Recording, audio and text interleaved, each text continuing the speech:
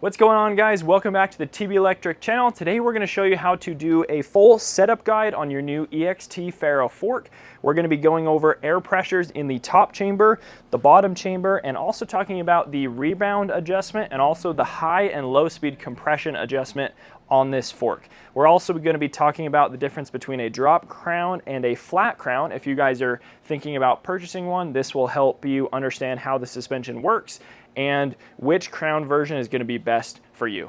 All right, first off, let's talk about this crown. So as you can see here, this is called a drop crown. So it drops down from where it mounts. This is going to be optimal for if you have a larger front wheel. So this is a 21-inch front as opposed to a stock 19-inch front. The reason they do that is to provide a little bit more clearance between your wheel and your fender so that this doesn't rub on this when your suspension is fully compressed. Now you can also run a drop crown even if you have a 19-inch wheel, and to be honest, it's something we prefer. We have a 19-inch wheel on one of our other bikes with the drop crown. It just provides a lot more adjustment.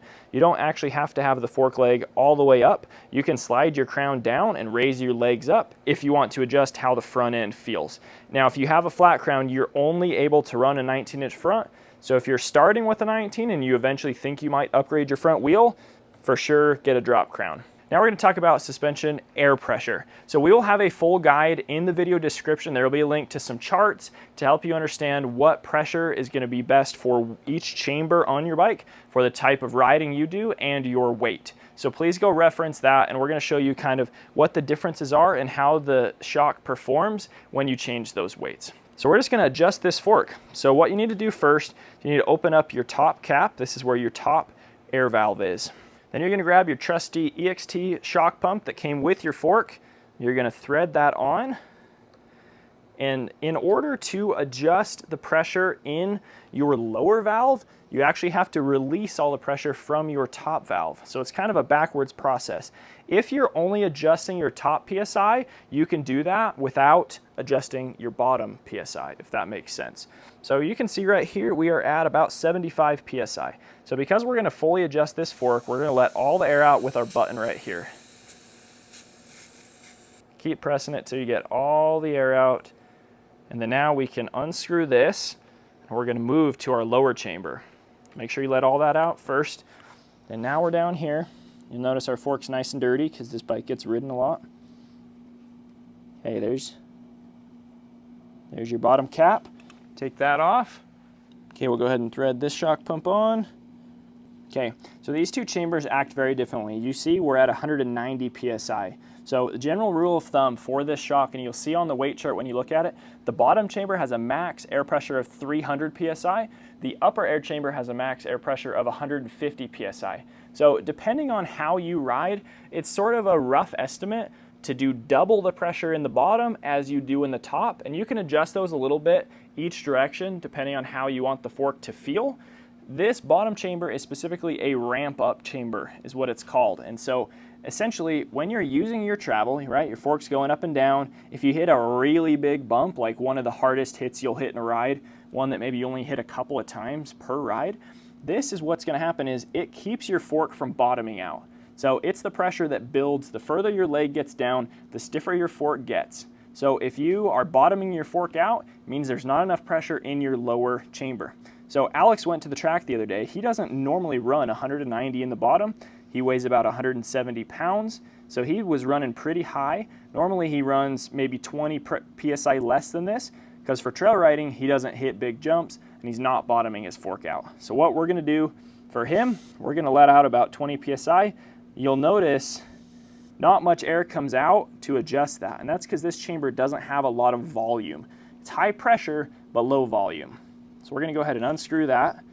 We're going to go back to our top chamber. Make sure to put your cap back on. Once you've properly adjusted your bottom chamber PSI, we're going to go back into the top and we'll pump it up to what we want it at. So again, general kind of rule of thumb is sort of half, and I'll explain what the difference is. So this one holds a lot of volume. Doesn't hold as much pressure, but we're going to be pumping this thing for probably 2 minutes straight to get it up to about 80 PSI that we're going to put it at. All right, we are at 70 PSI. That's what Alex is going to rock. We'll unplug this, and then I'm going to tell you what that means. So the pressure in your upper chamber provides most of the support and plushness for your fork.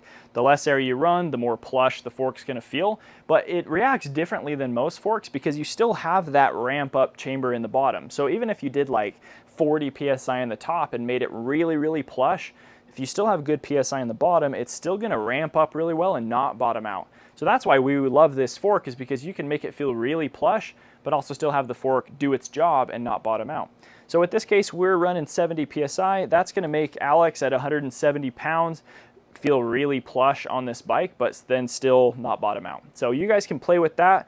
You can go up, you know, in 5 to 10 PSI increments and have it make a pretty big difference in your ride. Next on our list, we have our rebound adjustment. So this can click either direction, and basically this is how fast or how slow your fork comes back when it's been compressed. So the faster you rebound, the faster it comes back. Slower you rebound, the slower it comes back, essentially. So this is one you could totally just play with. You can be on a ride, you can go click it 3 clicks one direction or 5 clicks one direction, and you'll immediately notice the difference in the fork feel. Some people like their fork to react really quickly, come back fast. Some people want it to come back slow. So just mess with it.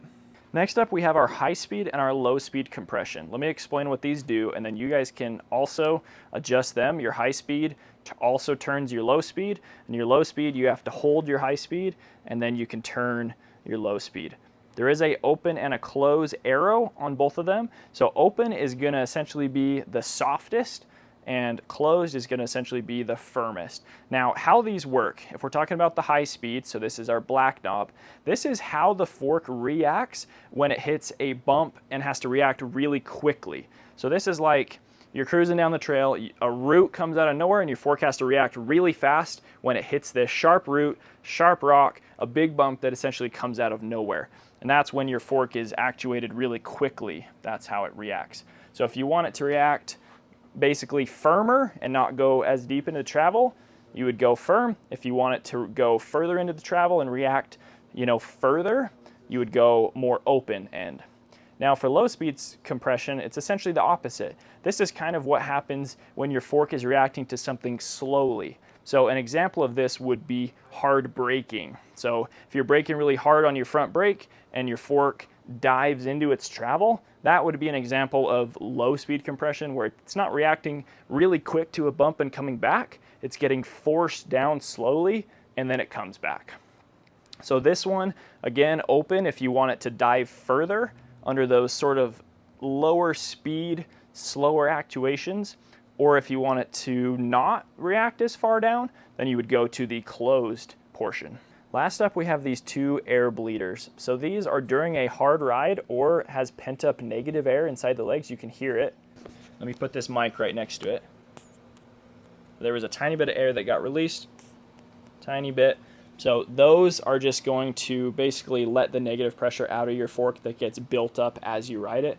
So it's a good idea to kind of just push these every once in a while, every ride, every couple rides, whatever you're feeling.